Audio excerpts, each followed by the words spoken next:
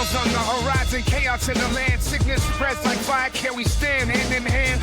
End of the age as iniquity increase. Waiting on Yahushua's kingdom or all wars will cease. Worlds collide, it's that fury, it's that rage. The system's crumbling, we're shattering you cage. From the ashes we rise, this is more than just a phase. Channels of justice ignite to blaze new ways. In this storm, we scream for salvation. Yahushua's kingdom comes, our final liberation.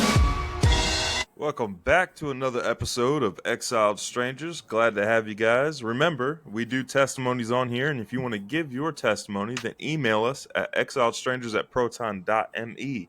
exiledstrangers@proton.me. Today's going to be a pretty interesting episode, and it's something that's in the back of everybody's minds right now, and that is talking about preparedness. But before we do that, how are you doing, Nobody? Hey, I'm doing good, man, and hello to all you outcasts of society out there. It is a interesting thing to walk in the ways of being set apart to the Father and His ways, but you got a home here because we're all weirdos in the eyes of the secular nations. Absolutely, yeah, we're definitely some weirdos. in a fun way, in a fun way. It depends on which podcast episode you listen to. Okay. Some people might listen to it and be immediately offended, but you can't take away my Christmas. We're winters. Yeah. Yeah. Like, dude, just okay. For those of you guys that haven't listened to the episode yet, go back and check the Christmas and Hanukkah episode that we did. It's like the Christmas episode. Once we pull up like those, what are they? Not hieroglyphs, but the reliefs. It's just blatantly obvious that this is a tradition that's been going on for a very long time, has changed very little, just put new names on it. Yeah, bro, but, I got a text. Today's my bad. Hey, I got a text right after that one too. Someone I love very, very much, and I know they love me too, but they're like, "Oh, you Grinch." And I was like, yeah, you better believe it. Yeah, who would have thought the Grinch was a good guy? Yeah. And how the Grinch stole Christmas. Oh, man.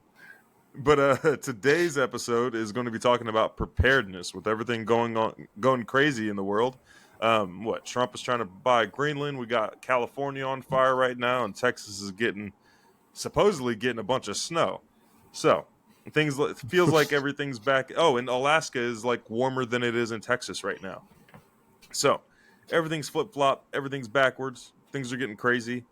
And today we're going to give you guys, if you aren't of the preparedness mindset, we're going to give you guys scripture and reasons why you should think about preparedness. We're going to talk about things that we think you should prepare for, or like what you should acquire to be prepared. We're going to do a little pocket dump. And we're going to take some recent experience that we had in North Carolina with the disaster relief there, and tell you guys what we learned from hands-on experience, boots on the ground experience up in a disaster zone. Yeah. So, Nobody, I know you wanted to start off with some scripture. What you got? Yeah. So look, Proverbs first. Yeah, we'll jump into Proverbs. We're just gonna dip our toes into some scripture because we could spend all day looking at instructions, and it is most definitely worthwhile. We just, for the sake of time, I just got a few to kind of get our lenses on right as we go forward, and having the right heart posture, especially when it comes towards planning your defensive measures. And notice I said defensive and not offensive. But we'll get into that in a little bit. Oh, you mean we won't be doing any looting or anything like that? No marauding or anything? Yeah, I don't think so, man. Yeah, don't be a turd. Yeah, and hey, heads up, y'all. If you're a part of a mutual assistance group or something, and there's somebody within that group whose idea it is to, their form of preparedness is, oh, well, I got guns. I'll just go take it from whoever has something. Kick them out immediately. Yeah, they're going to be looking at you first. Absolutely. You're going to be the easiest target first because they know what you got. They know where you live. They have all the intel on you. So, yeah, not somebody you want in your group. Yeah, that's just a negative person, Yep. The idea too behind all this is like, how can you help the strangers that are in need? Because if we do that, I have all the faith in the world the Father will multiply what is there so that we are taken care of as well. Like, there's a responsibility across the board to still walk in his ways and show the light that is shining forth from the Father through the Messiah, our high priest, and now through us because we are being obedient, walking in their ways. So, anyway, all right, we got a little bit of Proverbs here. I love this one, right? And this is just kind of like to get us, to get us in that right mindset. Proverbs 6, starting at verse 6, it says, I'm going to read this out of the Septuagint because it's pretty good here. But it says, "Go to the ant, O sluggard, and see, and emulate his ways, and become wiser than he.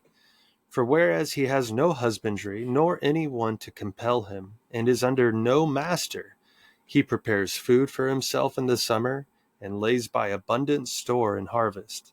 And go to the bee, and learn how diligent she is, and how earnestly she is engaged in her work, whose labors kings and private men use for health, and she is desired and respected by all. Though weak in body, she is advanced by honoring wisdom." And that's pretty interesting, right? Like, this whole second part about the bee, by the way, is not in the Masoretic text. They completely cut that out. Really? But if you look at this, like, the ant works and is constantly at work, always preparing for the struggles ahead so that the struggles don't come upon them. It's always preparation for that next stage, as well as the bee, like using wisdom to work diligently and precisely to make this, make some honey. But it's just a lot we can learn from nature and how they obey the ordinances that were prepared for them from the Father. And, Proverbs here is telling us, like, hey, just check this out. Maybe you should, get your butts in gear a little bit and, start getting your act together. Yeah. And I mean, you never see a lazy ant and you never see a lazy bee. That's for sure. They're constantly working. And it's pretty cool. That bee one, I'm going to have to dive back into and read that again because that is really good. Yeah. And also, speaking of preparedness, bees are an awesome preparedness tool that everybody should try to acquire. That's free. That's carbohydrates that don't go bad. Honey. And like, it's something that doesn't require any inputs from you. All you have to do is go, like, maintain the area around the bees and then go steal their honey every once in a while. And then you're good. There's a lot of beekeepers who make it way more complicated than that. But from a very simplistic point of view, bees are very, very low maintenance. Very low maintenance, and they produce a lot of freaking honey. If you have access to the proper conditions and stuff, which most people do, unless you live in like a high altitude desert, then yeah, that's awesome. Isn't it cool? Like, this, I love, like, seeing scripture realized in the world around us. It's just exciting, Yeah, for sure. What else you got? Yeah, so jumping over to Proverbs 16. I'll just start at verse 2. It says, "All the ways of man are clean in his own eyes, but Yahweh weighs the spirits. Commit your works to Yahweh, and your plans shall be established. Yahweh has made all for his purpose, and also the wrong for the day of evil. Everyone proud in heart is an abomination to Yahweh." And then it says, "Hand to hand, he goes not unpunished." Interesting thing, though. I think you're like, what does that mean? Hand to hand, he goes not unpunished. On the Septuagint, it says, "Everyone that is proud in heart is unclean before Elohim. And he that unjustly strikes hands with hand shall not be held guiltless." That's going to tie into what we're talking about today in a major way. Who unjustly strikes hands with hand. These references to hand here in the Greek is Chair, Cheir. I hope I'm pronouncing that right. But it could mean an instrument, or an instrument of the hand, or grasping, like an action of the hand. So an unjustly strike with that won't be held guiltless, right? So we have to really weigh in our actions going forward into these times where there's a high likelihood that we will encounter situations that we will have to take action in. Yeah. Yeah, so don't go around pimp slapping people either. Yeah, that probably wouldn't turn out too good, you know? Nope. Not going to turn out very good. All right, then I'm jumping over to Proverbs 22, verse 3. We have the Masoretic and the Septuagint saying some different things here. So the Masoretic says, a clever one foresees evil and hides himself, but the simple go on and are punished. Now, this is in reference to preparation, right? I definitely take this in reference to preparation. The interesting thing is that the Septuagint says, an intelligent man, seeing a bad man severely punished, is himself instructed, but fools pass by and are punished. Now, this takes on a different light. Like, we see evil abounding all around us, and if we are to act in intelligence and use wisdom given by the Father, we see this. We see that, like, very clearly the rewards for acting in evil, perverse ways.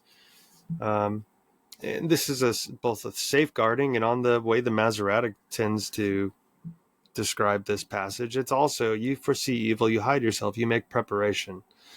So both preparations of the heart in order to, go on walking in an upright way, and also I think in physical preparations, like the body still has to be sustained while we are here walking this walk. Yeah. But I mean, you could also take that in another way. Like, if you observe, like in a more worldly way, if you observe an area go through some catastrophic natural or unnatural disaster, and you don't think, like, oh, that should be a hint to go ahead and prepare for something like that. Let me take what I learned from what happened over there and apply it to my own life, and let me prepare for similar circumstances. It seems like it could apply that way as well. Oh, without a doubt. Yeah. Learn from other people's mistakes. Yeah, and I think Man. when we get into talking about North Carolina, that's going to be very apparent. Like, the lessons learned there, not only for those in those communities, but for the people who actually went and witnessed and then are sharing it now. Like, I can say for sure my perspective on things has changed quite a bit since, being in the midst of all that destruction. Absolutely. Did you have any more scripture? Or did you want to get into North Carolina?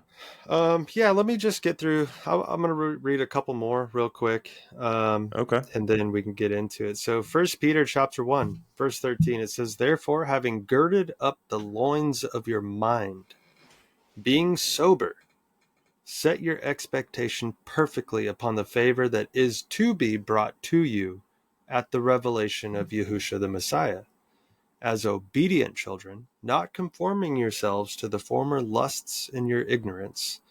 Instead, as the one who called you is set apart, so you also should become set apart in all behavior. Because it is written, be set apart, for I am set apart. And again, all this ties into the greater sum of instructions that we have in the Torah, from the prophets. I look at it all like Torah. It's all instruction, but you have the Torah, the prophets, and the light that the Messiah shined on it, showing us how to walk in it with an upright heart. Yeah, anyways, I don't want to beat that one to death, but last one I want to read here is Luke 22, starting at verse 35.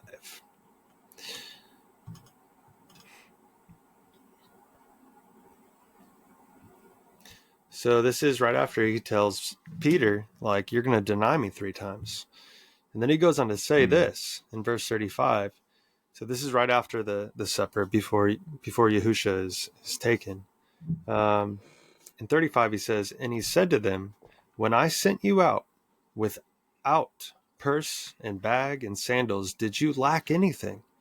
And they said, none at all. And he said to them, but now let him who has a purse take it, and likewise also a bag. And let him who has no sword sell his garment and buy one. For I say to you that what has been written has yet to be accomplished in me, as he was reckoned with the lawless one. So he's quoting Isaiah 53 there. It says, for that which refers to me has an end too. So, here, I'll finish it off here. And they said, Master, look, here are 2 swords. But he said to them, that is enough. So he's literally saying, like, while the master was here, it's the same principle, like why the disciples weren't fasting while the master was with them, while Yahushua was with them, because there will be a need for fasting once the master leaves. Once he ascended to the heavenly tabernacle, there's the time. Same way they're provided for. They saw this pure protection that came from the Father through the Son to the disciples as they went out. But now he's saying this time for this season is coming to an end. And now he says, arm yourselves for defense. This is, people could say the sword, he's talking about the word. And sure, absolutely, you need to be prepared with the word as your sword first and foremost. But in this situation here, it is certainly talking about actual swords. I mean, there's the word here is makira, which is a knife. That is a dirk, figuratively war, judicial punishment, or the sword. A large knife used for killing animals and cutting up flesh. So I could keep going on and on, but this is a literal knife. Yeah. So that being said, there's this element of us needing to be prepared, and then knowing how to walk upright with that preparation so as not to use it for unrighteous gain, for murder, for anything like that. Like, there are a lot of instructions we need to really embody. But yeah. And I think the emphasis on the sword part, like you wouldn't have to sell your garments in order to acquire the word. You would have to, sell your garments, your cloak, to acquire a sword. Like that statement right there, the whole sentence there, I think gives away the fact that it is a quite literal sword. Like, go get a sword to defend yourselves with. And how interesting that he tells them to sell your garment and buy one. Like, that's, garments are important. And he's not saying buy a sword and run around naked. Like, no, don't go streaking with a sword. You're going to get in trouble. Like, the master is not saying that. But what he's saying is, like, these garments, which are typically expensive back in these days, they didn't have many to the ownership of each person. But he's saying it is important enough that you should go sell one of your garments to buy one of these. Absolutely. And then just to look at preparation in general, let's take a look at, like, Joseph. When he went into Egypt, Yah placed him there. The Father placed him there in order to make preparation. So, like, the idea of physical preparation is it is scriptural. It's not a bad thing. So long as that doesn't supersede your faith and you're following Yah and relying on him, because he will provoke us to prepare. He will show us how much is enough as well. So, yeah. And it seems like the common argument you hear from Christians about preparedness and not preparing is that, I don't need to prepare. Jesus will take care of me. If it's my time to die, then I'll go to heaven and stuff like that. And it's like, there are things, or like if it's the tribulations, then I'll just get raptured up out of here. There are things other than the tribulations to prepare for. Like, ignoring the whole argument of that doctrine or anything like that, but there are other things that you can prepare for. The world is getting crazier and crazier. There's natural disasters you can prepare for. Ask California. Ask North Carolina. Ask the next state in about a couple of weeks. I'm sure something else will pop up. But there are other things that you can prepare for that aren't necessarily the end of the world. Sure, sure. But Oh, as look at the okay. What if you have an apartment in Colorado, like Aurora, Colorado, yeah, and then bro. you have Venezuelan gangs coming in trying to take over the apartment? You can prepare for something like that. Yeah, you could put a giant boxing glove on the end of a huge spring, so when they open the door, socks them in the face. You know? Is that what you're thinking? Okay, Yeah, not yeah. quite, but now All it right, all is. right. Now that Okay. sounds like a game plan. Yeah, I Yeah, like my and preparations to work and also be funny. We need to have a sense of humor getting through these times. all of my defensive measures were inspired by Looney Tunes. Hey.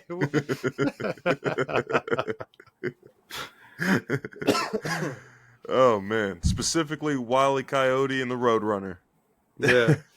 Yeah, well now I um, have to but readdress all my preps, man. You just gave away my stuff here. oh man, but I knew a guy out in North Carolina. He was actually in Asheville. Hmm. And he had actually intentionally prepared, like, okay, he lived in a community and he tried to convince his community forever to prepare and stuff like that. And then all of them thought he was crazy, thought he was some doomsday prepper and stuff like that. And like the hurricane hit, and then he ended up feeding the entire community because of his preps, the stuff that he put Hmm. back. He ended up keeping everybody fed for the first couple of weeks whenever they weren't getting any help or attention. And now it seems like he converted everybody in his community to now be preppers, to now not preppers, but at least put something back. But I think like he kind of changed my mind. That example kind of changed my mind on preparing with the idea of other people. Like Yeah. because everybody thinks, let's say you have a wife and you have like two kids or something. You're thinking, okay, I'm going to prepare for me, my wife, and my two kids. That's what I'm preparing for. Maybe put some extra back for just goodwill in the community. To like maybe the idea is like, okay, I'm going to feed the community because I know my community isn't preparing, and some event could be the conversion that they need to start preparing. Yeah. Absolutely. And think about it like this, like let's say that, whatever event happens, this major event that affects society in general, right? It affects supply chain, all that, which is actually like pretty probable in the days ahead. Um, Yeah, but let's say this happens and people are hungry, for instance, and you know, you have a person or multiple people, like a family, they come by your house, right? I'm not saying to not take precautions because you don't know who might mean to harm you. But if I'm exactly. looking at the examples from the patriarchs, from, just the Torah, just scripture in general, like I am going to emulate that right behavior and I'm going to offer them food. Like it doesn't need to be, you know, hey, come in, take all my preps. I'm going to go ahead and leave now and be a wanderer. No, not like that. But Yeah. it's like, you can set them up a little bit and show them the love of the Father, share some truth with them, and they could be about their way, or who knows, maybe they'd be great and they join your little clique, but um I do trust the Father will replenish whatever we're giving in order to follow his ways. There's And it's not necessarily wrong to test them before giving them preps, as well as Joseph did his brothers. He tested them first and mm, then revealed his identity and everything, and then welcomed them into his home and all that type of stuff. Um, yeah, you can put them through some sort of test first. I mean, that test could be like strip search to make sure they ain't got any weapons on them. yeah, gender The test could be appropriate strip search. Okay, you better have a male and exactly. female representative there. Okay. Yeah. Yeah. Yeah. Don't get. I can see where that's going. Yeah. Don't get Yeah, carried away or anything like that. yeah. Like, In fact, um, just buy yourself a metal detecting wand, okay? It's just like, yeah. hey, you know what? Hey, we're gonna back off of this topic real quick. Yeah. Get you one of those TSA scanners, those naked body scanners. Bro, why back to the naked body scanner? That's like, that's defeating the purpose. Look, I got one of those little metal detecting wands. I do. It's Do pretty you? cool. Yeah, yeah. I forget where I picked it up Wow. at. But yeah, I got It reminds one. me of that scene in The Office where Jim sends Dwight that metal detector and calls it the gaydar. And then he accidentally wands his belt and it goes off and Dwight is just looking around. Oh man.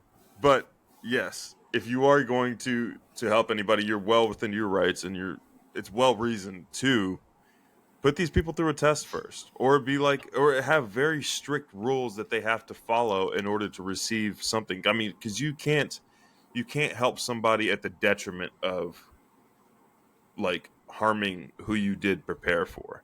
Sure, And I mean, one thing that I have to check in myself is that hey, like these people had the same access to information that I did.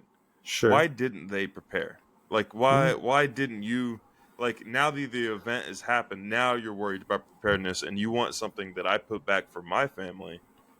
I mean, it's something that I have to check in myself and it honestly is a root of I think it's just rooted in just a lack of trust that Yahweh will, protect us and keep us safe and stuff like that, which is something that I definitely have to check in myself. But You're not alone there though. is that element.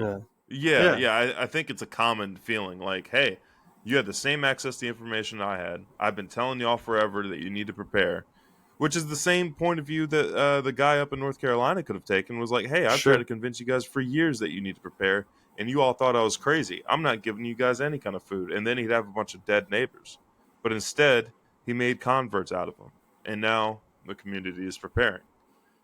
Yeah, and I think that's okay. That's a great example, right? Like we know our Father's merciful. Like how many times, and everybody can search their hearts. Right when I say this, I'm searching my own, and I can count many. How many times have I turned my back on the Father, on His ways in my life prior to this walk, where I've been, like, nope, not going to do that, not going to do this, and yet He's still like drawing me in. He's like, no, please, like I love you, I'll forgive you, Yeah, just come on. And I agree, like it is frustrating because we go around and you'll talk to family members, friends, and you'll be like, look, here's all of these signs of what potentially could happen, what's probable to happen, and anything. Anyways, they won't listen, or they'll be like, you're crazy. Or one of the most common ones that you mentioned was like, oh, don't worry, the rapture is going to take us out of here. Well, yeah, newsflash, the rapture doctrine ain't what you've been taught. Okay. yeah. We'll get into that. A Seems like whole the a whole episode dedicated to that. But okay. So before the episode, start looking up the Lotus Club and C.I. Schofield. Check those guys out, yeah, and it'll it's make more not sense in the bueno. future episode. Yeah, No, it's not. No, but so as far as preparedness categories or items, what are some things that you think people, okay, based on our experience in North Carolina, what did it seem sure. like everybody seemed to be lacking, and what was something that everybody seemed to have? Okay. All right. Well, I guess we have to look at this in terms of what time, what stage were they at after the initial hurricane, right? Like so right after, Yeah. um, your basic things like water, some shelter, even because many people lost their whole Mm-hmm. homes. Yeah. Food, but you can go a while without food, but food is still important. And at that time, temperature wasn't horrible there. It was pretty nice out.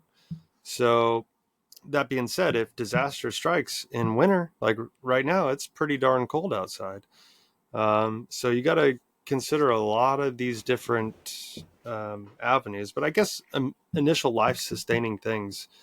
And I would also include in that category self-defense tools, because society does break down rather quickly in these kind of events. And I think what happened in North Carolina, if that happened in, well, actually, we're fixing to find out what happens in California with the fires, but we're already seeing crazy looting. And I just saw a report of like, I don't know if it's true or not yet, so it's unconfirmed, but excuse me, of like some masked dudes that are starting more fires in places. And I'm like, oh, great. Oh my goodness. but if looking at Helene and what it did, if that happened into a different area, I would say that their social decay would happen much quicker. What saved those people, and the majority, is like, these people are awesome up there. Like, they're very self-reliant. Sense of community too. Yeah. That was like a most huge people factor. knew each other. Yeah.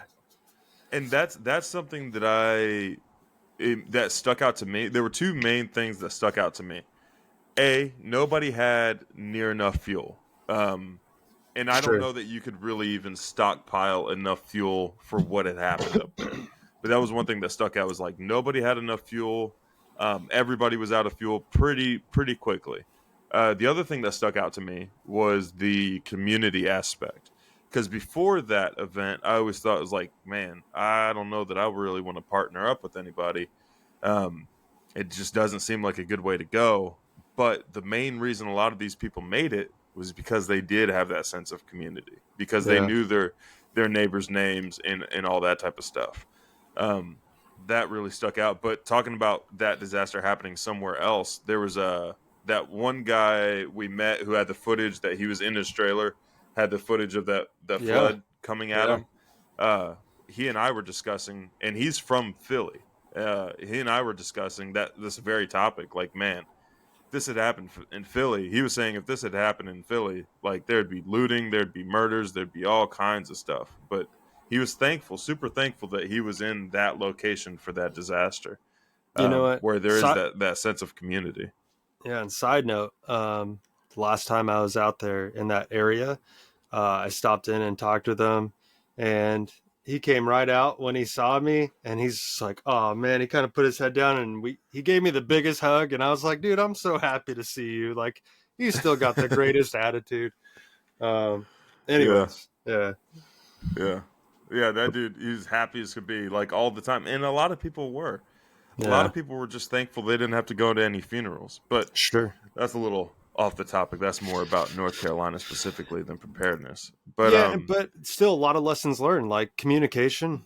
Communication was a huge one that was down. Like, there is a real value in learning and knowing how to operate a ham radio, and those can go down as well. Sure, but it's a good probability that you would have them, I suppose.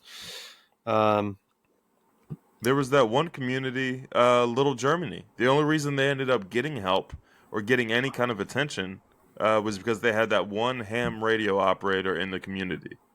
Sure. That was the only reason that they received any kind of help, because their only access to the outside world was washed down the river. And they were completely cut off. And No, I'm sorry. I got excited. That was my fault. My bad, bro. My bad. Go ahead. No, you're good. Their only access got cut off. There's a lot of other crazy things going on with that community, Little Germany. Yeah. But if it wasn't for that one ham radio operator, there'd be a lot more people that passed away in that little community. Sure. I was just going to bring up, our radio guy that we had with us. We had a comma guy with us. Bro, you know who you are. All right. You know who you are, and we love you. And he made this antenna, this huge freaking antenna out of like an ammo can and some PVC pipe and all this stuff. And I'm like, it got us connected over the radio at places that nobody else could. And I was just like, dude, that is the winning attitude. Yeah. He's being innovative. He's going out of his way to try and test things. And he had done this before this event. It wasn't during. Like, this is the mindset that we have to have going into it. Like, hey, let me see if this will work. Let me go in my backyard and try to start a fire this way. Let me, I don't know, whatever the topic is. But that came in clutch, man. That was awesome. It did. Yeah, that cantenna. He called it the cantenna. And that thing reached, what, like 15 feet up in the air? Dude, okay. The area we were in is right next to the tallest peak east of the Mississippi. So that should give you a visual of like, or an idea of how tall these mountains are. Like the tallest peak east of the Mississippi is called Mount Mitchell. And we were only like 15-ish miles away from it.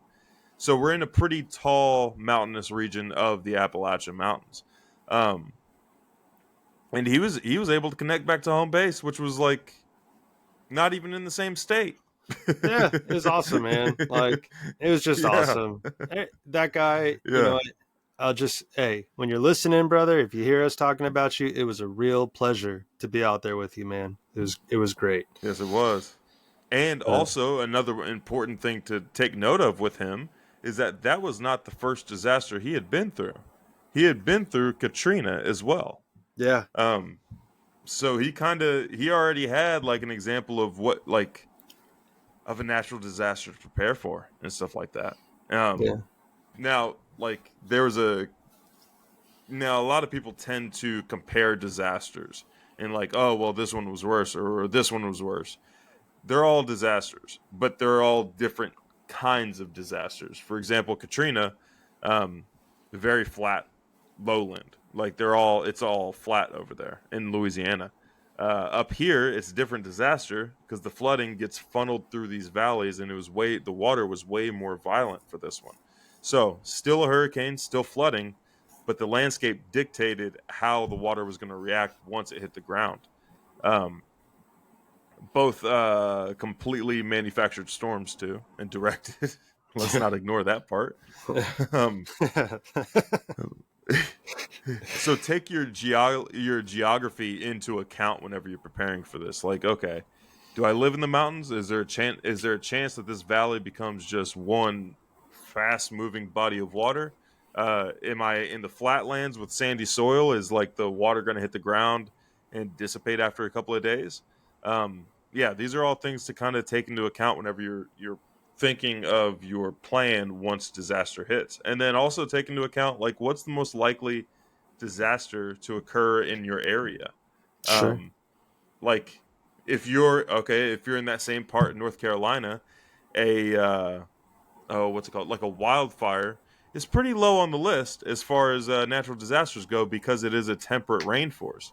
But if you live somewhere in California, hurricanes, I would say, are less likely than wildfires. There's a wildfire in California every doggone year. So what's your game plan whenever you know which way the predominant winds blow? So if there's a fire between you and the predominant winds, what's your game plan in that scenario? And then practice your game plans beforehand. Like, when the disaster hits is not the time to practice like your game plan or practice certain skills that you haven't tried out before. Like, the practice comes beforehand. Let's say you have a generator. Run your generator before you need your generator to make sure your generator works and that you know how to use it. Just stuff like that. And having that being said, like, I got a nice Jenny, right?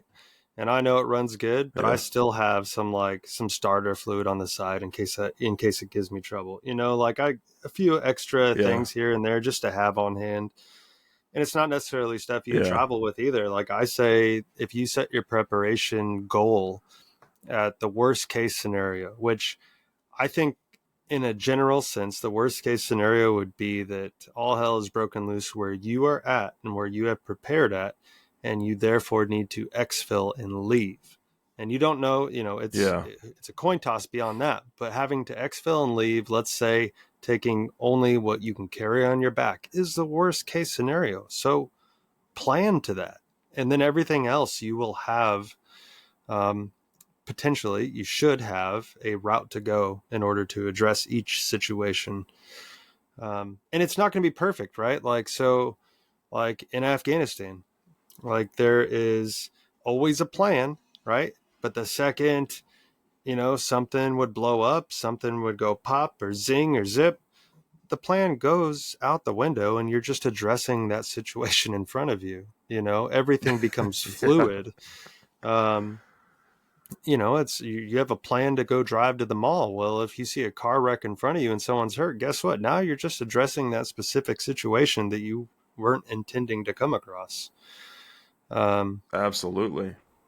Yeah. And Yeah. who And knows okay, what's so ahead of another us. thing. Yeah, yeah. It's difficult to predict, but you can kind of try to narrow it down and Well, get like well, let's hold on a okay, second. Hold on. So we got Congress talking about ET coming over here. We got all these orbs. We got yeah, volcano stuff that like they're saying, oh, Yellowstone's shaking. We got tsunami warnings. We got nuke warnings. And like name it. We got probably they're gonna come out with flying monkeys with laser guns soon. Like who knows what's coming our way? It's gonna get weird, you yeah, guys. Um, yeah. That's a but good point.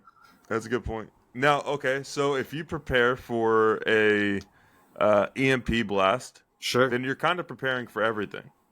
If you yeah. prepare for that, then it covers the bases for quite a few things, whether it's like a nuclear, like a high atmosphere nuclear warhead that produces the EMP blast, or if it's like a solar mass ejection that produces a EMP blast, whatever the case may be.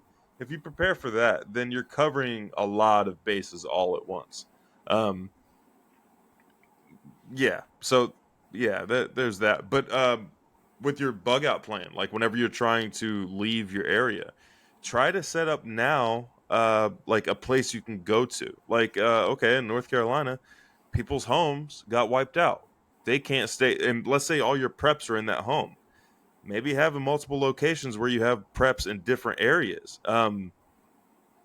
Like there's okay, so there's a family I know in North Carolina that had two locations for their preps. One was at their house, and one was actually at a storage container a town over. Hmm. Their preps in that storage container are gone. Um, like they got completely wiped out, but the preps in their house are perfectly fine. So, like two is one is none. That whole I know you love sayings like that, dude.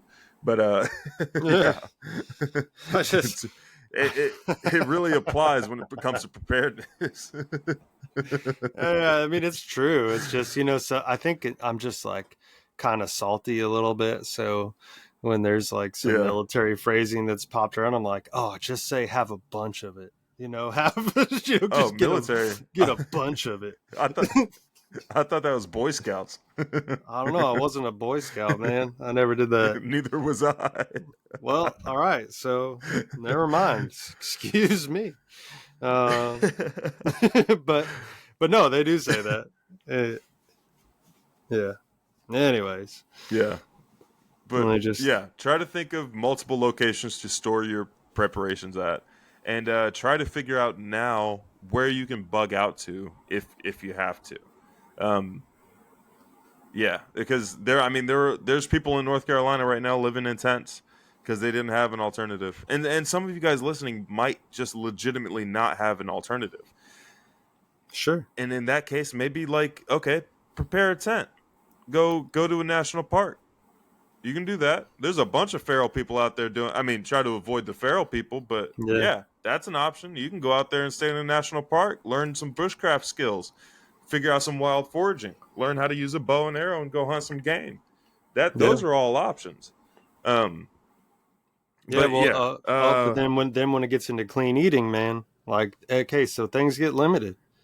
And this yeah, is another topic that I'm sure we'll hit once we start having some more episodes getting into the details of our father's instructions. But like before in this walk, I'd be like, yeah, go shoot you a squirrel or like a rabbit or something, and it's like, oh, now we can't eat these. So what do we do? And the only place I've come to is like, look, know what's clean and unclean, and I trust the Father.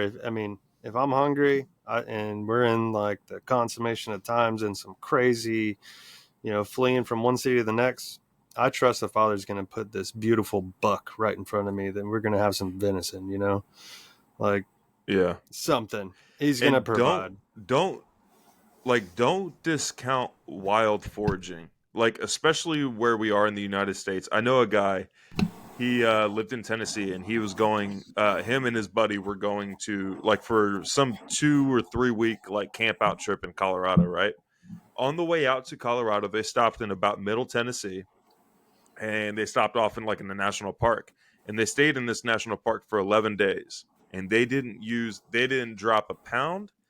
And this was actually like coming out of winter going into spring. They didn't drop a pound, and they didn't use a single piece of their food preps or their food stock for that camping trip. They Wow. did 100% wild foraging the entire time.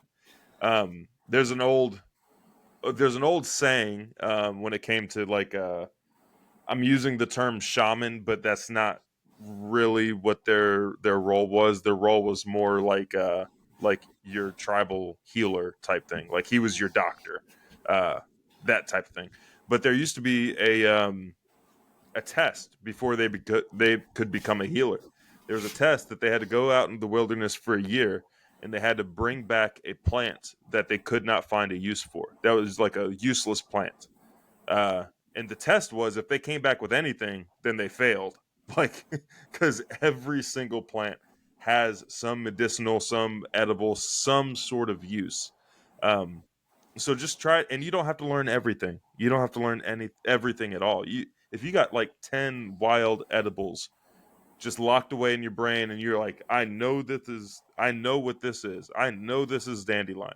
I know this is stinging nettle. I know such and such. Like, just get 10 of them locked away in your brain, get super familiar with them, and you should be pretty good. Cool thing about the plants in North America is that there's only like 4 of them that'll kill you, and they all require processing.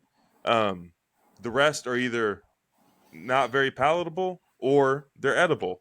Yeah. Mushrooms, on the other hand, like flip the statistics. Not There's way more than 4 that you can eat, but there's a whole lot of them that look like the edible ones that can kill you. So don't get too crazy with the mushrooms or the wild edibles on mushrooms. Stick to the plants, and then have some teacher walk with you and do the mushrooms. Like, don't do it from a book. Don't learn from a book. Don't learn from. I've actually used a mushroom identification app on mushrooms that I knew like what they were, and it gave me wrong answers 9 times out of 10. Yeah, So, you don't want to be surviving, and then all of a sudden you're running from a pink elephant with butterfly wings. You know what I mean? Like, and pooping your pants. and poop in your pants. That's not, you know.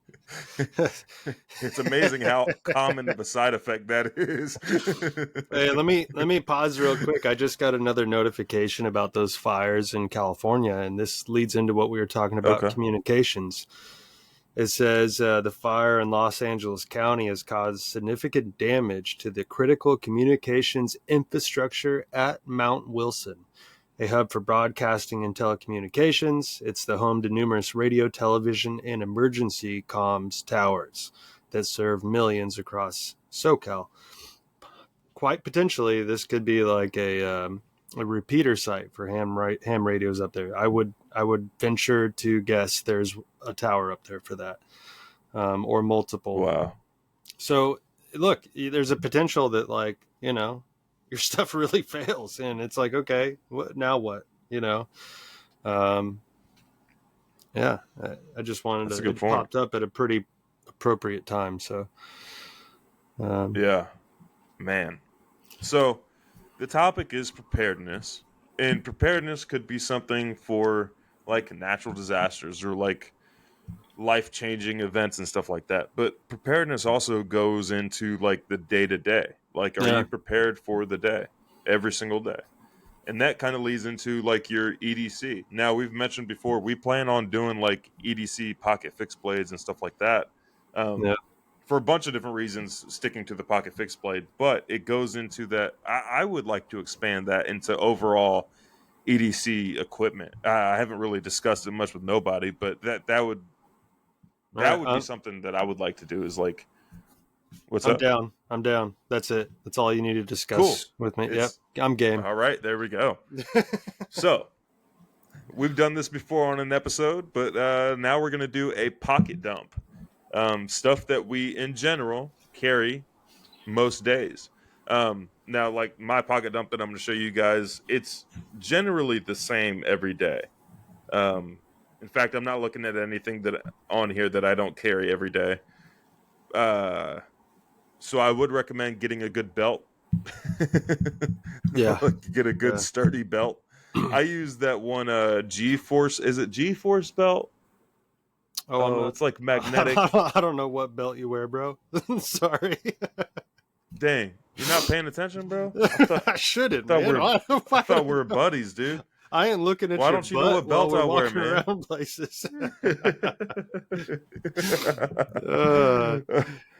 But it's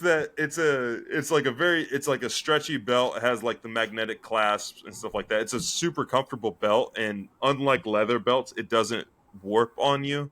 Like I always have, like anytime I wear a leather belt, it always warps on me, and then it just becomes like a pain and stuff like that. Yeah. But do you want to go first? Or you want me to go first? You can go first, but let me just hit it. Oh, excuse me. Let me hit on the belts real quick. I used to love leather belts, but now I pretty much just run a rigger's belt.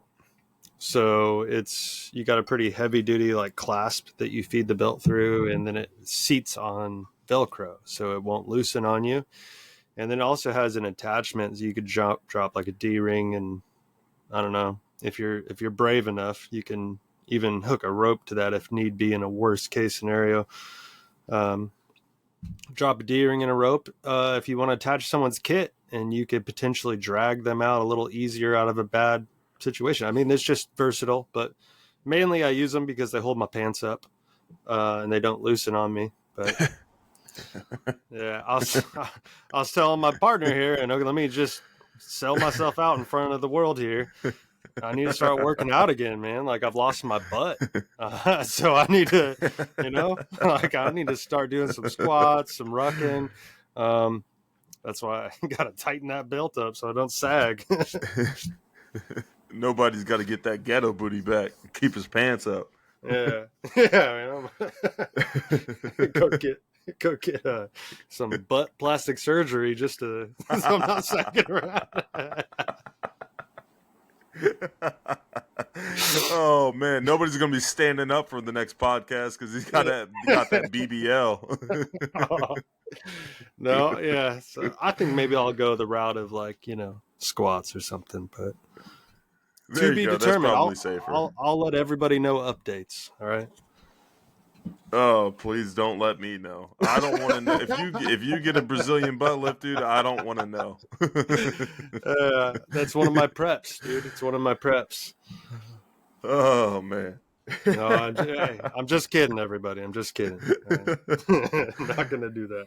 All right. Oh, okay. So I don't know why that in particular made me think of this, but something a skill that I think that everybody should start at least paying attention to is tactical fasting.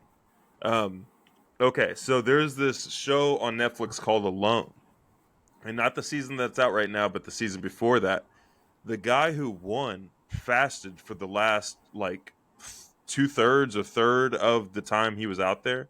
Dang. He just got used to fasting, and all he was doing was like laying. It started snowing out there. They were up in like British Columbia or somewhere around there, like Grizzly Island, something like that. And he got a bunch of food dried and stored away. He did that for the first section. He got a bunch of water squared away, got his shelter squared away. And then once it started snowing, once it started getting cold and crappy out all day, all he did was just lay in his little shelter and sleep and drink water. And like, that was it. He just did tactical fasting. And he actually put on weight ahead of time for that challenge. So he had like the fat reserves. That's what triggered it. The BBL and the fat reserves. Oh, yeah. Yeah.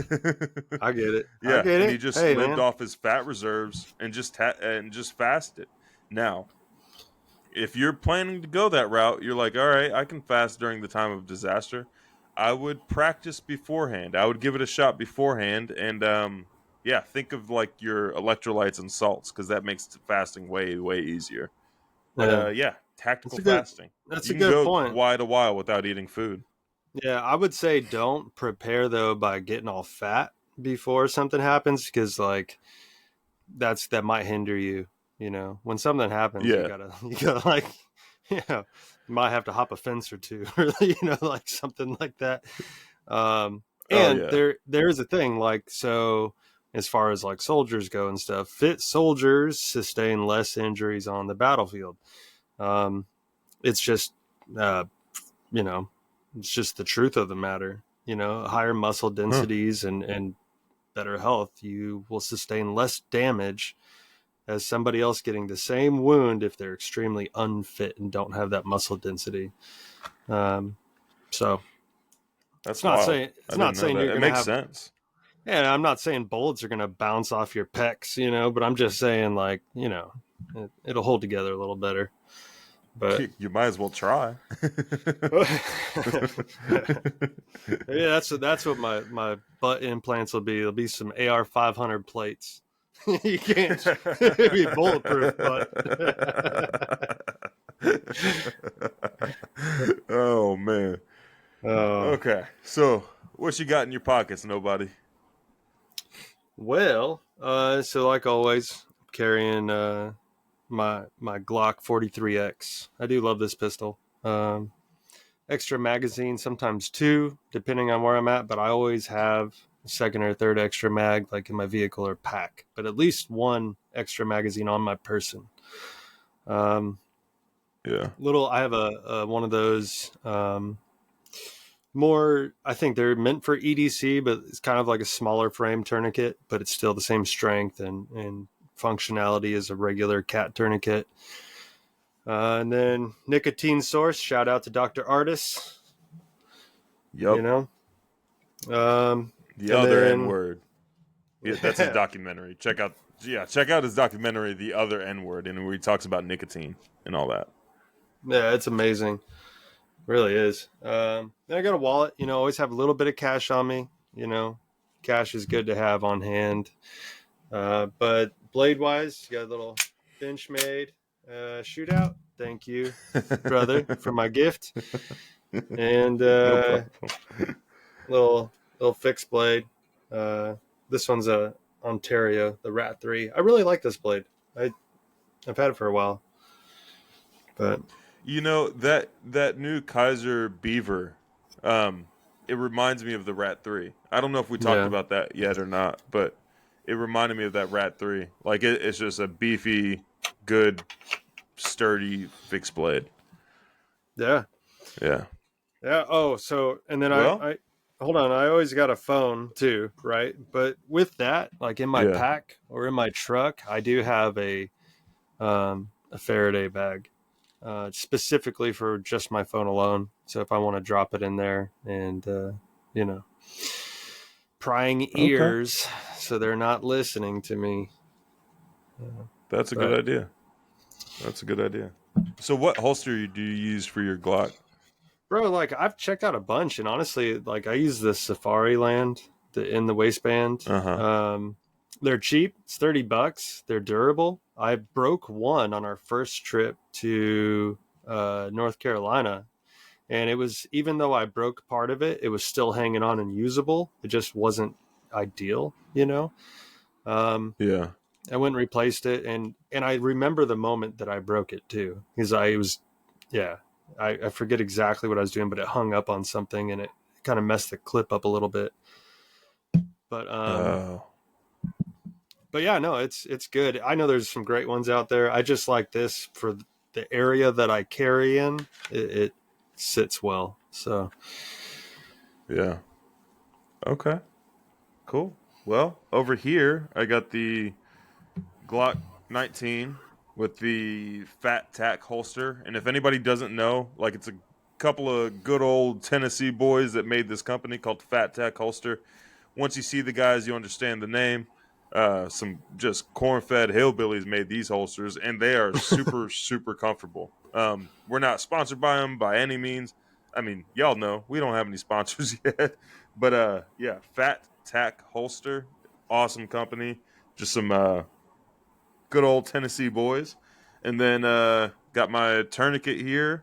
And then also got fixed blade. This is the Bradford Guardian 3 with an aftermarket Kydex sheath and an ulti clip.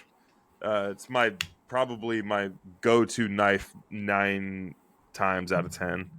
I like that blade. Then I I like always, dude, it's awesome. Has that saber grind, super durable. It's actually in Magna Cut. So, cool little story about this knife is that I dropped it in a puddle. Like during the springtime, I dropped it in the puddle with its old sheath. The old sheath was like this leather sheath, and it lost retention, and it was like an Apex carry sheath.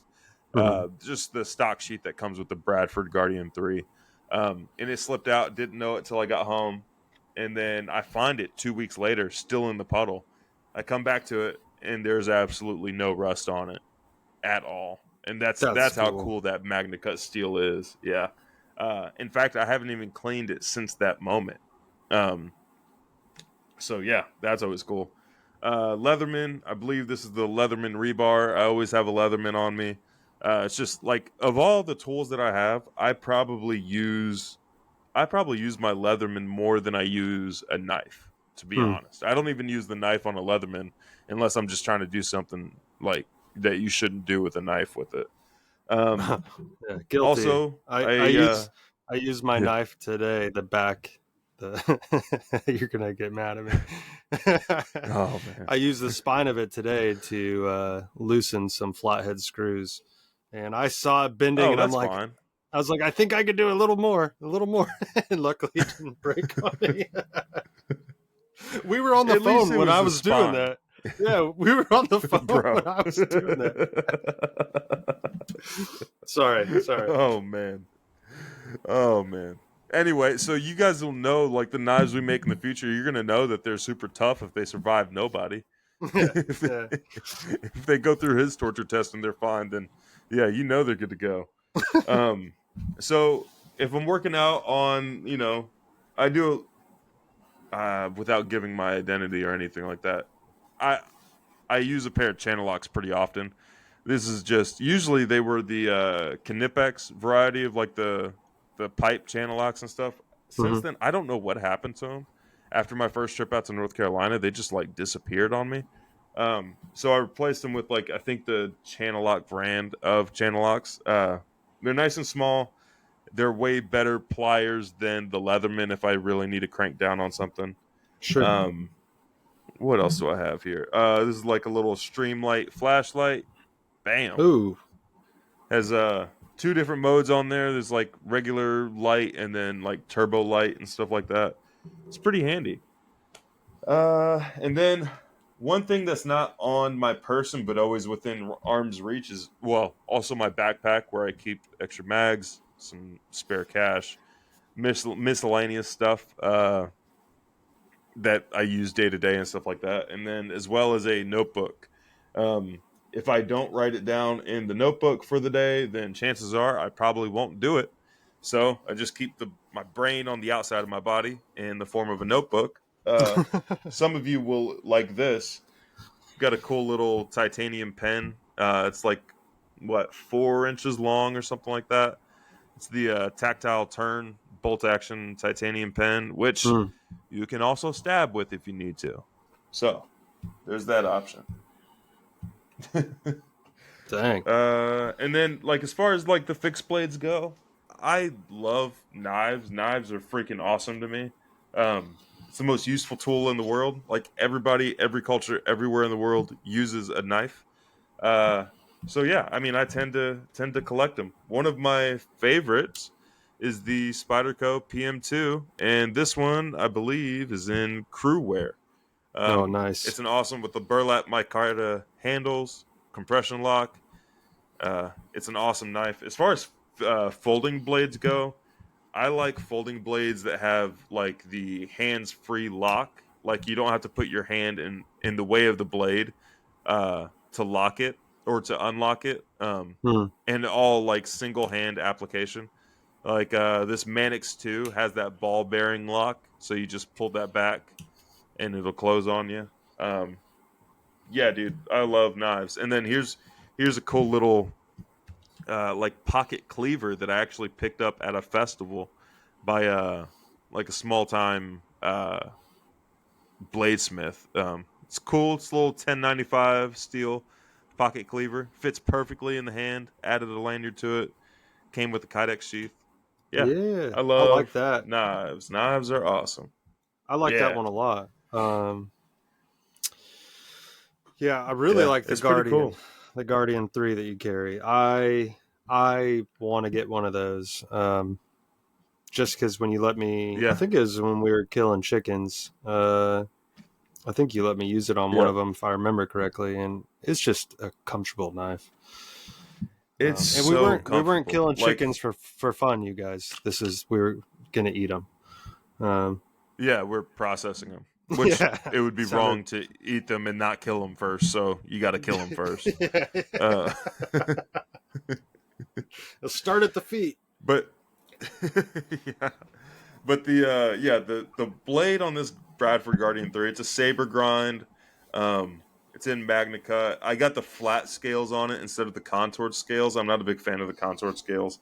It just seems a little bit too bulky for No, not like enough benefit from it. Like it doesn't feel that much more comfortable. But another one that I really like, and you might like this one as well. If you like that Bradford Guardian 3, you might like this other one. Is the White River M1 Caper. The Caper yep. knife. It's I was just an I was awesome looking at knife. that the other day. Literally, I was looking at that the other day because I think you'd mentioned it Yeah. previously, and yeah, Yeah. Anybody yeah, interested? Like a couple of awesome knife companies is White River for one. Guy that I keep running into is Exodus Knife and Tool. He bro. makes one type of knife, Don't and and nobody keeps bringing it up to me because he's like, man, I love this knife. I I like what they do, man. I like it. I like the slim Yeah. profile. Like I'm all about it. And when I meet this guy, he's not even gonna know me, but I'm just gonna give him a hug and say, "Well done, sir." Like, well done. Yeah. Another one is Bradford. Bradford is awesome. Is an awesome knife company. Everybody I've mentioned so far is all USA made. Bradford also does they do. I don't think they do any knives smaller than this one, the Bradford Guardian 3. Hmm. But remembering their knives is pretty easy because it starts at 3, then it goes to 3.5, then it goes to 4, then it goes to 4.5, and each number is bigger. And they go all the way up to full blown fixed blade survival knives, all the way to like kitchen knives and stuff. Dang. Yeah, just an awesome company. Um, every once in a while, I'll find a Tops knife that I like. Uh, Yeah. but it, the issue I have with I don't have any issues with Tops, but the reason I don't like usually get Tops knives is because they tend to be um, like super overbuilt, and the thickness of the blade messes with the performance in my experience. Also, like the coating, the Cerakote that they put on a lot of them, um, It's a it feels it's like nails on a abrasive. chalkboard to me. Yeah, it's Yeah, abrasive. yeah, yeah. I do like. Essie is another one. Yeah, I like some of Top's smaller knives. I do, Yeah, but there's one that they made, the El Pionero. Um, the story behind it was like ex Sicario, which is like a cartel assassin guy, um, redesigned the knife that he used to use for assassinations. I know, kind of dark and gory yeah. and Oh, stuff. great. Uh, Yeah. but it was his grandmother's paring knife that he had adjusted and reground and stuff like that. Anyways, he ended up teaming up with Tops. They made one called the El Pionero, and it's just a thick paring knife. It's a super useful. The only thing I don't like about that knife is the clip that's on the Kydex sheath, but just slap an Alti clip on it and it's better. Yeah. Um, but that's a super useful knife. Like it's very comfortable in the hand, multiple grips. Um, yeah, it's just like a thick paring knife. It's nice and thin, so you can get into tight spaces and stuff like that. Um, but yeah, man, we talked a minute about knives, dude. And that's good. I mean, I think this is a knife is probably a staple. That's a staple in your preparedness for any situation. And Yeah, let's turn the conversation here, and we'll get into firearms too. But with knives, you know, if you buy a knife and you're carrying it, go use it, go test it out, go get comfortable with it. Like, yeah, like it's they're cool, and they might look really pretty out of the box, but they're a tool, and tools are meant to be used. So, and I feel the same way about guns. Like, people will like call me blasphemous in the firearms community if I were, if they see me doing this, but like, they're tools, right? I'll take my rifle and throw it down onto some gravel. Like, it's going to Yeah. survive. I want to make sure it's going to survive. And not you that I actually don't. checked me on that. Whenever you were helping me get my AR set up, you were like, and I was trying to be like all gentle with it and delicate with it, and you're like, no, dude, like abuse it. It's a tool. Like use it. Yeah, and I'm not saying go out there and try to like pry open a door with with your barrel, but I'm just saying like don't be over gentle with it to where like if there's a fail point somewhere on however you fitted it out, find out before you actually like depend on it. And on That's a top of good that, point. like it's a tool. If it gets scratched and stuff, good for it. It earned its beauty marks. Yeah. I mean, people pay for a patina paint job or a Cerakote job on their rifles and stuff these days. And that drives me crazy sometimes because I'm like, just go use it. Put that patina on there. Yeah. Like, Yeah. Go ahead and blue that barrel. yeah. Well, the thing is, too, like, so getting into using your equipment, like, put it through its paces and just be comfortable. I think I'm not like the best shooter ever. I'm not I'm not some crazy instructor. I'm not some crazy spec ops guy, nothing like that, but just common sense wise, like it's a tool that you're going to put in your hands that can do some serious things. Like be comfortable with it and be responsible with it. Like, Yeah. most accidents happen because people are untrained and unlearned, even just on the functionality of the selector switch going from safe to fire. And then like if you're carrying too, like I carry that 43X every day, but like I got a bigger Glock on my, for my, I don't know how to phrase this, I guess on my kit, whatever. Yeah. But it's the same angles on my grips, it's the same draw. I'm getting the same sight pictures. It's different in size, sure, but I'm not going from like the angle on an XD to a Glock. Like that would throw off everything. It throws off your draw, your sight picture. So find a platform and stay with it. Like get really good at it. I like a bunch of guns too. I love to shoot them, but if I'm going to train with the ones I'm going to, potentially have to use. So I'm going to train with a revolver, but carry a Glock 19. Bro, but I'll tell you what, how boss would that be? You pull out some cowboy gun and you're like, all right, like you set up a full on like duel, someone's trying to rob it. You're like, come on, I challenge you, Take your glove off.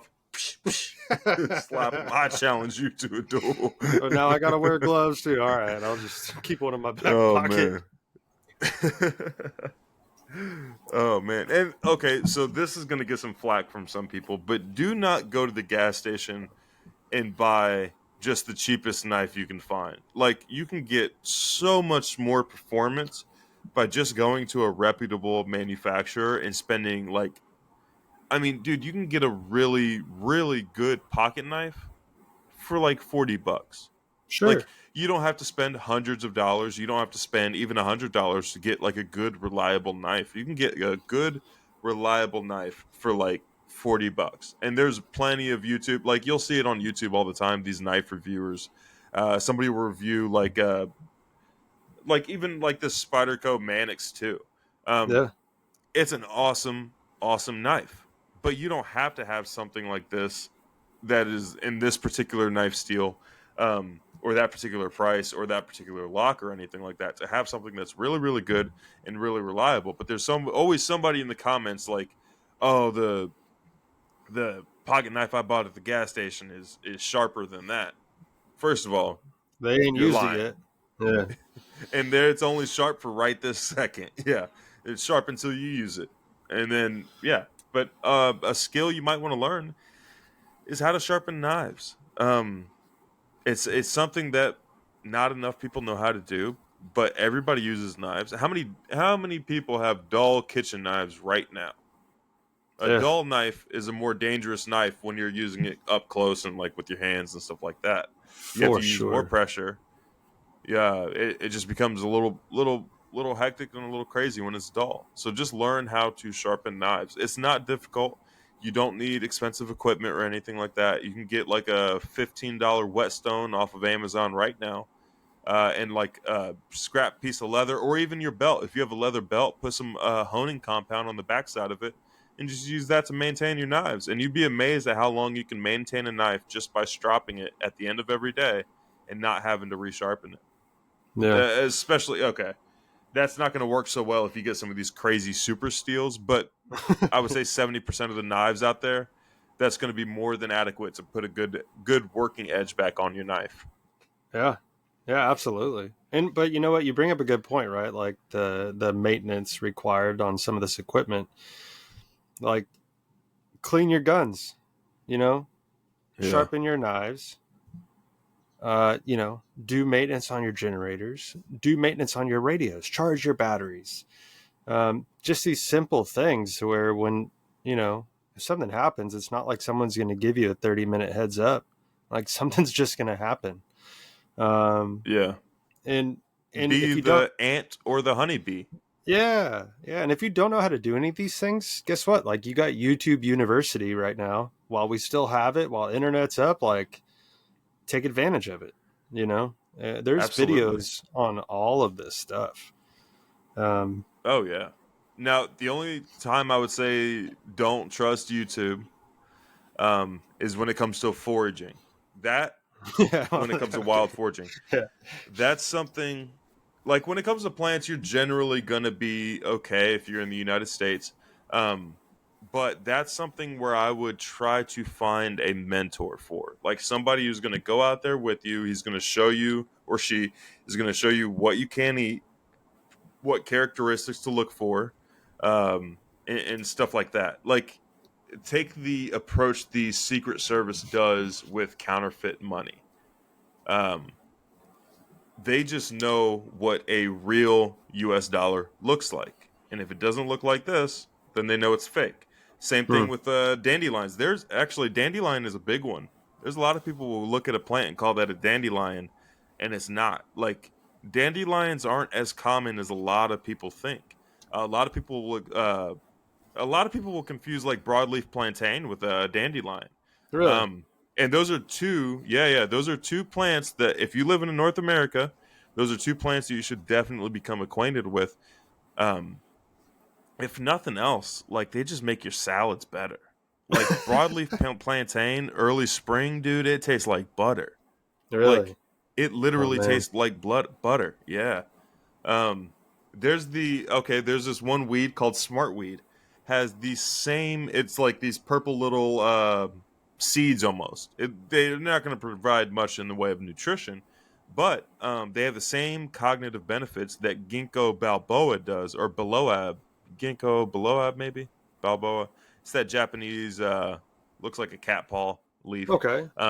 Same cognitive benefits as that does. That smartweed, and it's like if you're making a salad, it's a nice little crunch, like little baby Yeah. croutons in your salad. Yeah. Hmm. I like that.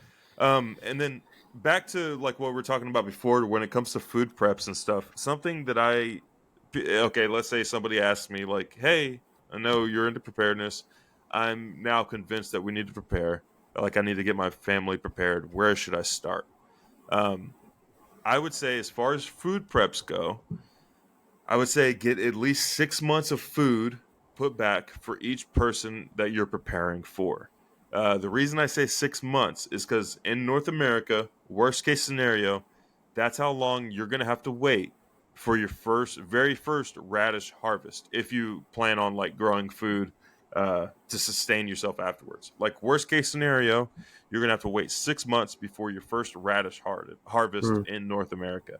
And the reason radishes is because they take about 30 days to grow out, and that's one of the fastest growing vegetables you could put in a garden is a radish. Um, and then have multiple ways to like cook your food. Like, okay, let's say you're putting back like a bunch of flour uh, for your 6 month preps and stuff. Like, do you have a way to bake bread? Like, do you Sure. have like everything else you need to make that flour edible? So maybe think like, okay, is freeze dried food the way to go? It's expensive, but it's super lightweight, and all you need is water. Um, just a bunch of just a bunch of different options. Like, okay, let's say you have 6 months of food put back in your freezers. Well, like, what if the power goes out? Do you have a way to keep that freezer going, or is all that meat or that all that food going to go bad? Um, Canned goods are awesome, but they're heavy. If you have to leave, you're going to have to haul canned goods. So a variety of prepared food is a good idea. Um, yeah, and like as far as water, have multiple ways to procure water. Like have ways to catch water, like rainwater. Have ways to filter water. Have ways to purify water. Stuff like that. Yeah, absolutely. I mean, those life straws are great, but they're temporary. That, you know what I mean? Like, Yeah, so yeah. setting up filtration systems, learning how to build them is fine, or even having like, if you don't want to go through that, just, buy some others. I still recommend learning how to do it. But um, yeah, it's just, this is one of those things. It's like, you don't really know what's ahead of you, whether it be a localized, like a regional disaster, whether it be a event that happens while you're just out and about in society, like what we just Yeah. witnessed happen, on January 1st, and that's just the start from my opinion, and whatever you think that is, the fact of the matter is people still lost their lives and were hurt. Um, I, You you talking just about New never know. Orleans? Yeah, yeah. Yeah, Yeah. you just never know, you know what I mean? And that's that's another thing. It's like, well, you know, maybe this isn't the best year to be, in the bars where you're out and intoxicated and, not having your wits about you. Maybe you just suck it up and stop drinking, you know? Um, Or okay, so let's say you are having strong drink and you're being merry. Do it at home. yeah, Do it at a friend's yeah. house. Don't Like, like don't go out in public. yeah, it's like, it's not about being afraid to go out and do things. It's about using wisdom and just not placing yourself in positions where something could happen that you just would rather Absolutely. not deal with, you know? Yeah. Um, Yeah. but this also gets into, what do you carry on your person? Like carrying a tourniquet on you, I guarantee you, like one of those victims from the January 1st event in New Orleans, like could have benefited from somebody having a tourniquet on their person right there, someone who knows how to use it. Um, Yep. it's just be a force multiplier, don't be someone who takes away from, just doing good to others, protecting yourself, your family, your friends, and just even the stranger. I mean, that's good Torah to be a protector and to help, you know, Right. it's Yeah. good following the instructions. Oh, something else you should put back as far as like food preps is salt. Yeah. Just makes everything taste better. Like Yeah, it's it already sure crappy. does. You're already going through a disaster. You might as well have good tasting food. Yep. Oh yeah. Yeah. You ever try to eat beef with no salt? Kind of sucks. Kind of Yeah, I sucks. mean, I love beef. Yeah, but I agree. I like my Oh seasoning yeah. on I'll figure it out. it. I'll Yeah. figure it out, but it'd be better with salt. Um I'll break a sweat and rub my arm on that steak before I cook it. Get some salt on there. That's nasty. Yeah, that is pretty nasty. But Oh, hey, slap some steaks on your chest and then go on a ruck march and come back. Do what the yeah, yeah, Mongolians did, put the meat underneath their saddle. yeah. Maybe not. Maybe not. But here's an idea too. Like Oh, fishing. Fishing's a great source of getting protein. Obviously, depending on where yeah. you're at, but most places you could probably get to some form of water that has some fish in it. Just make sure it's got fins and scales. But And Yeah, if it like doesn't, chop it up and use it as bait for the next fish. sure, sure, yeah. Um, you can buy some cheap like the telescoping fishing poles that'll fit in a pack. You know, you can just have some fishing line and some hooks and, tied to a stick. I've caught fish that way. It's a little harder, but it can be done, I do have a cool fishing spear, a spearhead that could be affixed to like a random stick or something that I've never tried.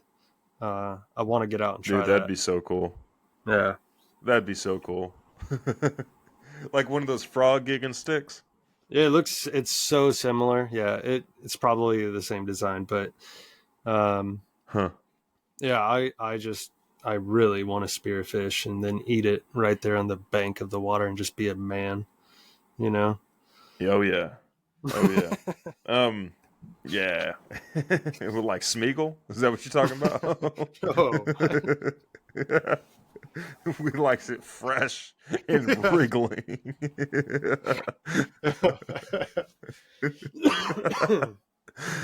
Well, Oh yeah, I man. guess there's that thought now. If we're ever out camping or fishing along the creek, then yeah. So here's another point: don't make the people that you plan to prepare with and survive with. Don't make them uncomfortable by Schmiegel jokes. Like let's. No, I'm just kidding. Yeah, don't be crawling around on all fours at night. Yeah, there's gonna be plenty of that demonic stuff happening soon enough, man. Oh man. Yeah, Yeah. so check it out, But- everybody. Hey, 2025 is gonna be a mess, and then going forward, like right after the elections, everybody sat back in the recliners and they're like, "Oh, we're good, we're safe, the world's gonna be better. I could take a breath now." Nope. You should prepare more now than ever. Listen to the stuff coming out. If you don't think that that hearing things like we're gonna take Canada and Greenland with military pressure if necessary, like what? Like I get that there's reasons and purposes behind why these things are being said, but like buckle up, because this is going to be interesting. Yeah. This whole thing using the military to grab, undocumented immigrants and take them out. This is something that we've never seen before, right? And it's only going to take one or two instances to have this turn into a very turn the U.S. into a police state, even more so like out in the open, not how it is behind, closed doors now, but it's going to affect the average citizen. It will. Like, I don't see any way that it wouldn't. Not to mention the groups. Dude, I know nobody knows what we look like or anything like that, but you and I are suspects. Once they start deporting the illegals, Sure. you and I are getting stopped at some point. Sure. They're going to show up and I'll be like, "Donde está el gatos pantalones?" What? Cat pants? Yeah, where are the cat's pants? We're like, "Officer, I don't speak I took 3 years of Spanish in high school and I don't speak a lick of Spanish." Dude, it's okay, so you look at it like this. You have like some major groups that have a huge foothold, cartels, gangs, stuff like that. And these are functioning groups that have certain capabilities that we're not crediting them with. And I'm just speaking from the lenses of the average citizen. I'm not talking about our government agencies and everything. I know that they run, they know what's up, apparently. All these people from China, right? Mainly military-aged males. No one can leave China. You can't go be a student in another country unless you've served time in the PLA first. Like, you have to be trained and indoctrinated first. And then you have at the southern border, you have like where there's like markings in Chinese to guide people to different checkpoints. And there's proof of like these chickens that have had their throats cut, and which this is a practice by the Chinese army. Like when they get to the nation that they're going to war with, they have this ritual where they cut a chicken's throat and they drink the blood. I don't know. It's just crazy stuff, but it's here. Like, hey, hello. So we have that group, and then you have like, what would be classified as T cells. I don't want to say the full word on here, but go with me, everybody here. We just fought the 20-year war on T, that word. Right. Yeah. So all these different groups, and who knows who's banded together. Who's going to be working one with another. But these are all formidable groups that if we're like putting the military presence out there to start dealing with these, there's going to be pushback. And this is going to overflow and affect the average citizen. I don't know to what degree. I don't know what it's going to look like. Like, I'm not claiming to perfectly understand the future, but if I'm reading the writing on the wall, it's like, just buckle up, Buttercup. Like, this is going to get interesting. Not to mention all the scriptural prophecy that's being kind of checked off in a quick manner, but that's a discussion for another day. Absolutely. Yeah. But just guys, you were speaking earlier about like the election happened. So I grew up in the preparedness community. My parents were preparedness minded. We did campouts, all that type of stuff with groups and stuff like that. And I remember when Obama was president, there were a ton of people coming to the campouts, ton of people. And then Obama got out, and then all of a sudden, everybody is back in the matrix. Everybody quit preparing. Everybody was like, oh, we're safe now. Like, we have a Republican in office. We don't have anything to worry about. And then Biden got elected. And then everybody started preparing again. Everybody was like, oh, man.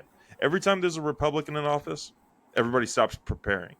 Every time there's a Democrat in office, everybody starts preparing again. It's like they think that whoever is in office is going to be the savior from whatever bad could happen.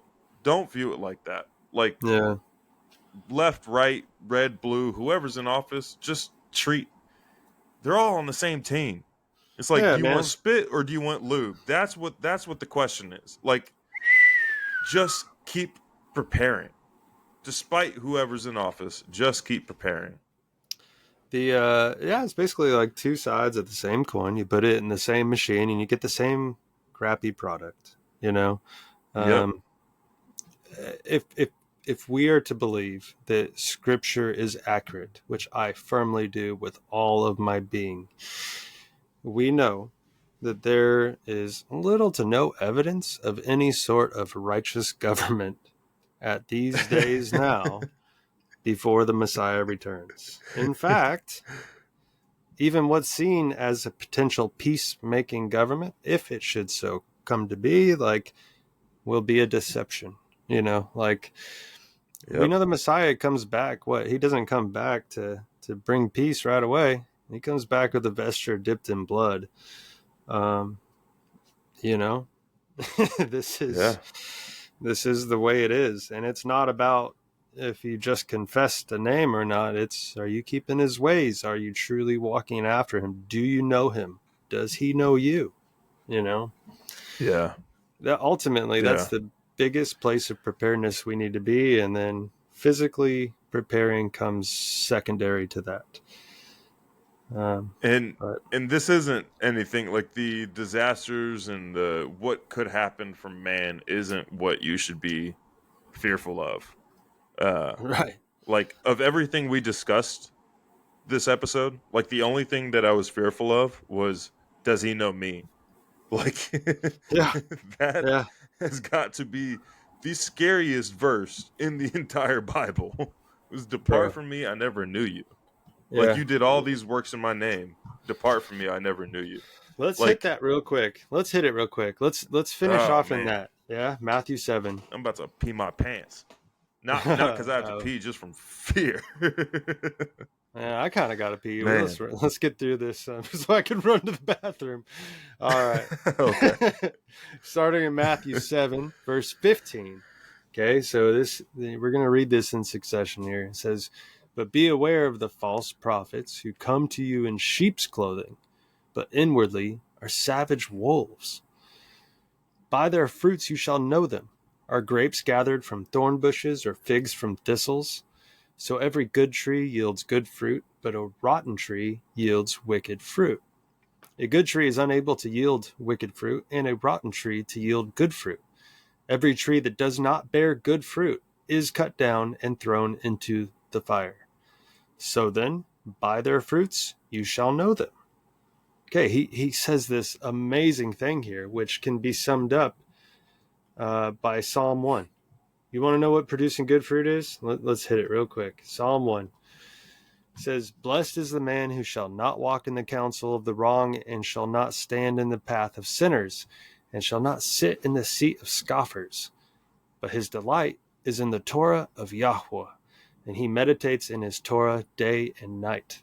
For he shall be as a tree planted by the rivers of water, that yields its fruit in its season, and whose leaf does not wither, and whatever he does prospers.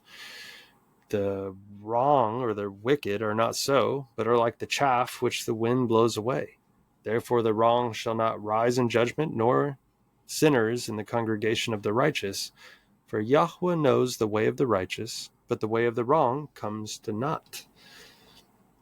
So the Messiah gives us this awesome thing right there in Matthew, and he's definitely speaking on terms of Psalm 1 and just in general what it means to produce fruit.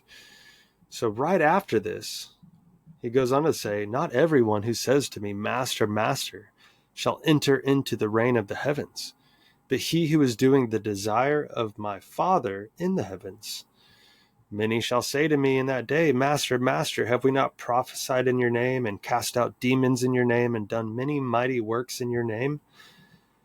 And then I shall declare to them, 'I never knew you. Depart from me, you who work lawlessness.'" So the word there for lawlessness is anomia. Anomia. And it's illegality, that is a violation of the law, wickedness, iniquity, to transgress or transgression of the law, unrighteousness. Okay. And right before we see, "Master, Master, have we not prophesied in your name, and cast out demons in your name, and done many mighty works in your name?" These are all believers. The ones that were not allowed in still believed in him. Yeah, I don't see atheists and Satanists going out there doing things in the name of the Messiah, casting out demons, doing mighty works. These are believers. Yeah. They were rejected for working lawlessness. So, and it also says that they were successful in doing those things. They were casting out demons. They were doing great works. Sure.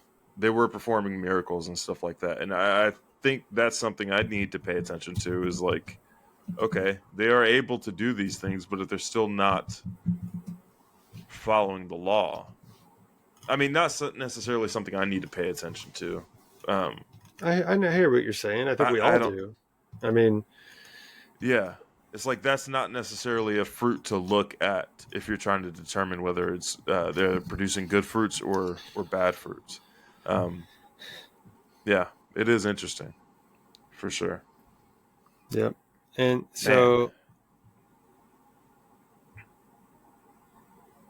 where did it go? I was trying to pull something up, but but I lost it. Yeah, but sorry everybody. No, you're good. But basically, you're good. You're good. The sum of our belief, right? And I'm totally paraphrasing this because my brain stopped working here. But fear Elohim and keep his commands. This is like our whole purpose, you know? And this is what the Messiah said the whole time. Like, if you love me, keep my commands. And he's also said, I come to only do what the Father has instructed me to do. We know the Father never changes. And then we go back and see the Father's instructions. Like, it's beautiful. It's awesome. The whole Bible from beginning to end makes sense together. It does. Absolutely. And on that cheerful note, if you would like to sign up to give your testimony on the podcast, then send us an email at exiledstrangers@proton.me. That's exiledstrangers@proton.me. Remember, we will keep you anonymous, and yeah, so that way you feel comfortable giving your full testimony. And remember, this podcast, the testimony, the biblical deep dives, and all that is not about anybody involved. It is about Yahweh and His Son and the Word. You Yep. got anything to add? No. I would just, well, I guess I should have said yes, not no. Yeah. we just touched on some things just to provoke some thought as far as physical prepping. And Right. I would say definitely like search these out further. There's a lot of cool preparedness groups that actually like have festivals and meet in person. A lot of really awesome people who are just willing to share the knowledge that they've gained over years and years of practice and study. So yeah, make good relationships and learn. Be a team. But that's it. Absolutely. Yeah. All right. Well, we'll see you guys next time. All right. Adios.